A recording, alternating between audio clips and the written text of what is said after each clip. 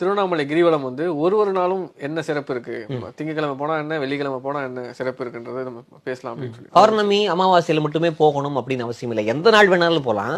இப்ப குறிப்பா நமக்கு நோய் நீங்கணும்னு வச்சுக்கோங்களேன், ஞாயிற்றுக்கிழமை நாட்கள்ல கிரிவலம் வரணும். நீங்கள் செய்த பாவங்கள் எல்லாம் நீங்கணும் அப்படின்னா திங்கட்கிழமை. ரொம்ப கடன் இருக்கு, அந்த கடன் எல்லாம் போகணும் அப்படின்னு சொன்னா செவ்வாய்க்கிழமை நாள்ல அங்க போகணும். அதே மாதிரி படிப்புல நல்லா வரணும் சார், எங்களுக்கு இப்போ கல்வி செல்வத்துல உயரணும் அப்படின்னு சொன்னா புதன்கிழமை நாள்ல அந்த மலையை வலம் வரணும்.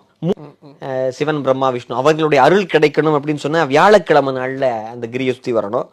இப்போ இல்லை எனக்கு ரொம்ப வறுமையா இருக்கு, எனக்கு செல்வம் வேணும் அப்படின்னா மகாலட்சுமியினுடைய கடாட்சம் வேணும் அப்படின்னு விரும்புகிறவங்க வெள்ளிக்கிழமை நாட்கள்ல மலையை சுத்துனாங்க வச்சுக்கோங்களேன், கண்டிப்பாக செல்வம் குடிக்கும். அப்புறம் இந்த நவகிரகங்கள் இருக்கு பாருங்க, 9 நவகிரகங்கள், அதுக்காக கும்பகோணத்துக்கு போய் 9 கோயிலுக்கு போய் சுத்தி எல்லாம் பண்ணிட்டு இருக்காங்க. எதுவுமே வேண்டாம், இந்த மலையை மட்டும் சனிக்கிழமை நாள்ல சுத்தீங்கன்னா 9 நவகிரகத்தால் வரக்கூடிய துன்பமும் நீங்கும் அப்படின்னு சொல்லி தல புராணம் சொல்லுது.